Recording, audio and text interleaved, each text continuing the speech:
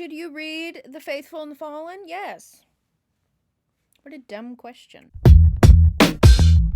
So I think it's about time that I talked about The Faithful and the Fallen. This is the series that has pretty much launched me into a huge fantasy mood. A fantasy mood that has not abated yet. We're still in the throes. So today we're going to talk about whether you should read The Faithful and the Fallen. Why I think you should read The Faithful and the Fallen. Should you read The Faithful and the Fallen?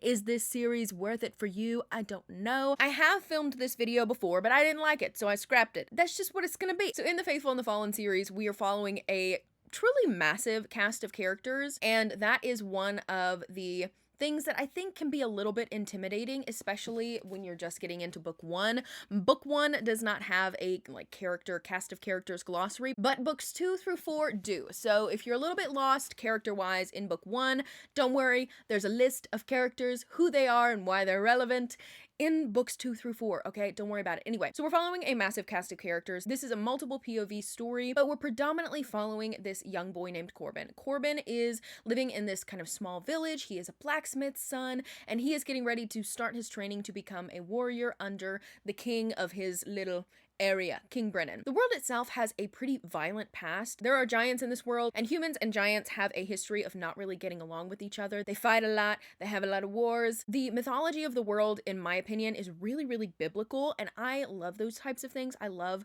when different real religions are incorporated into fantasy setting. I just love that. Historically, we have Elion, who is the kind of creator god. He created the humans, he created the giants, and Azeroth, who kind of came down and started manipulating things and causing wars to happen. Azeroth's manipulation led to the first God War, in which obviously the forces of Elion and the forces of Azeroth fought against each other. This first God War resulting in what is called the Scourging, which pretty much is when Elion came down and decided that he wanted to eradicate his creations, and the scars of what he did to the world are still seen at the present time of this story. So like I said, we are following Corbin. He's wanting to become a warrior. However, he finds himself in the middle of a prophecy. Now, this prophecy is telling of all of these different signs that are starting to actually show up in the world. It tells of an avatar of Azeroth and an avatar of Elion coming together in battle for the second God War. So whenever I see people talking about this series, they talk about obviously John Gwyn's fantastic battle scenes, but they also talk about how fast-paced this story is. Now, I was under the impression that it was super, super fast-paced from the beginning. That is completely false. So when I picked up Malice, I was like, this is super slow. This is fast-paced, high fantasy. No, this is super slow. And that is correct. For the first 70% of book one, Malice is definitely slow. We're following Corbin. He's growing up. He's learning how to fight. You get to know your characters. You get to know the history of the world, the setting, all of the different political sides of everything. It's really just a huge, massive setup for the end of this book and the rest of the series. So when you pick this book up and you think that it's slow, it's definitely is slow. You're not wrong, but I promise you it does pick up towards like the 70% mark in Malice. And after the 70% mark of Malice, you literally just have to hold on for dear life because John Gwyn is going to take you at breakneck speed, okay? So if you pick up Malice book 1 and you're like, Joe, you were completely wrong, this is boring as hell, just trust me, because I feel like the way that Gwyn structured book 1, the kind of slow pace, get to know your characters, get to know the world, was really beneficial for me as I moved on in the series, because when books are really, really fast-paced, I tend to also feel a little bit disconnected from the characters, the world, everything like that. But because John Gwyn took the time to set up the characters and the world so well during the first 70% of book 1, I really felt connected to the characters and the setting and the world as things started to happen. Definitely take your time with that first part, especially, like I said, because the cast of characters is massive. We have multiple POVs, and with the multiple POVs, I really, really love what John Gwyn did with the POV system.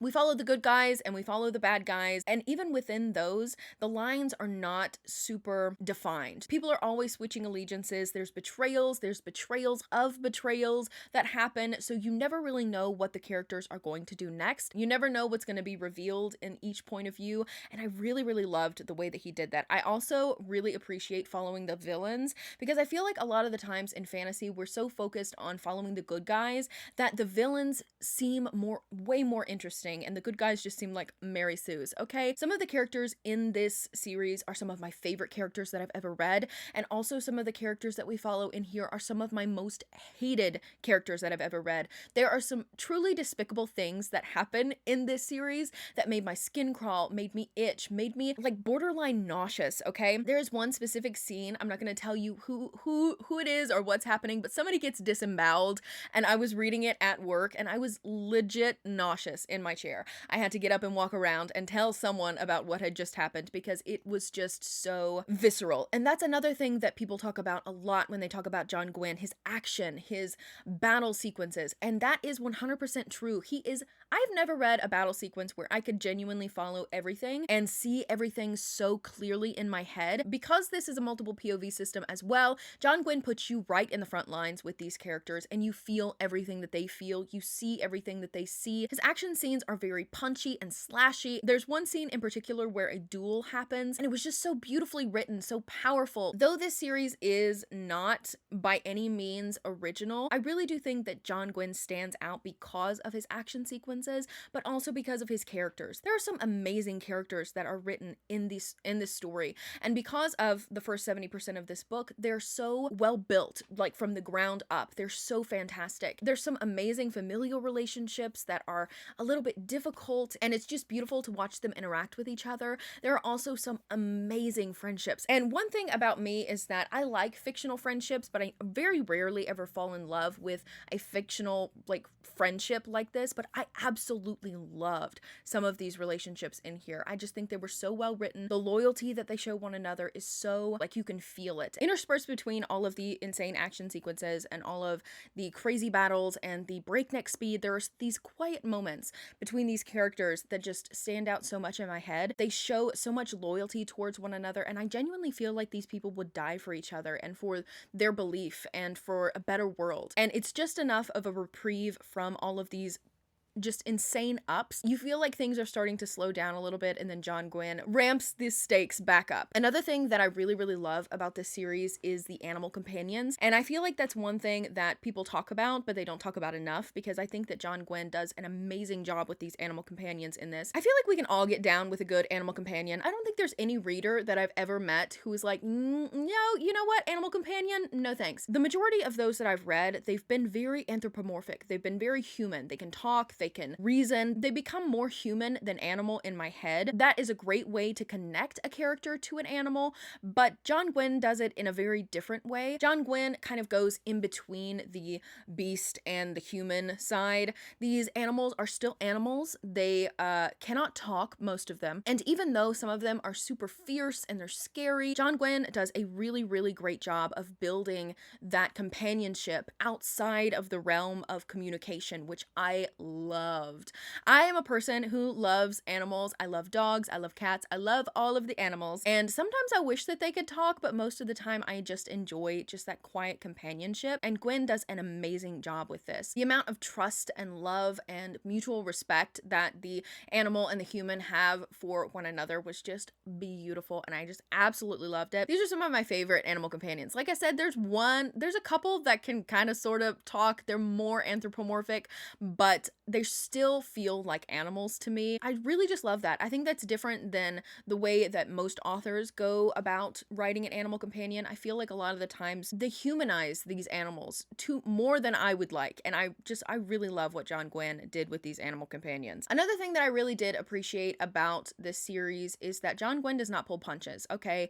These characters are going to get hurt, they're going to go through some shit, they're going to experience grief, and one thing about the way that John Gwynne does grief is that he does it in such a realistic way. The people that these characters have lost, they don't just get over it and just move on, you know, it comes in waves, and I think that the way that he represented grief in this story is very beautiful. You know, sometimes you can be laughing with your friends and then it can hit you all of a sudden. It's not just cut and dry. The deaths aren't easy, they're not convenient. The people that they've left behind, they don't forget about them. I cried at least once during every single one of these books, not just because I was being met with the reality of war and the brutality within these these books, but also because of the quiet moments and the questions about human nature and the fight for good and evil, you know, whether there is a gray area between the black and white, or if we all just fall into either good or evil. Questions about humanity and questions about religion, like philosophical things. Those moments that made you think were the moments that hit me the hardest. And by the end of the fourth book, I was just completely wrecked.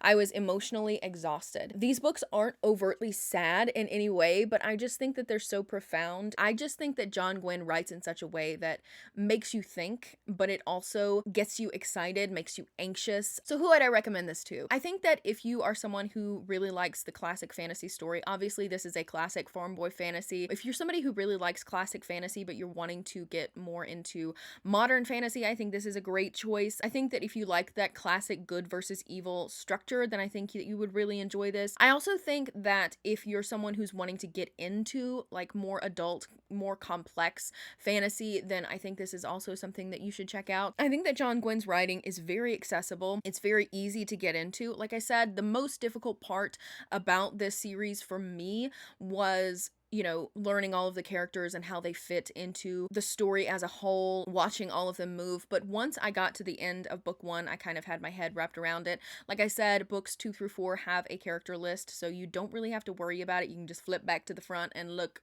you know, and find out who the fuck these people are. I think if you're wanting to get into high fantasy, then this is definitely one that you should check out. If you're already a lover of fantasy, high fantasy, low fantasy, fantasy, then I don't know why you haven't read this book. You should definitely check it out. But yeah, I love these books, and I haven't yet read the follow-up trilogy yet, but I'm eager to start that because I just love John Gwynne. John Gwynne is one of those writers that I just love, but I also hate because I feel like every single time I pick up one of his books, I'm going to be hit in the gut with like a punching bag. I don't know. It's just so good. Let me know if you've read this series, what you thought about it. Do you love it? Do you hate it? You should definitely let me know if you hate it because we can have like a cheeky little chat in the comments. But I hope you guys enjoyed this video. Please make sure to like and subscribe if you have not already. I hope you have a fantastic day, and I will see you next time.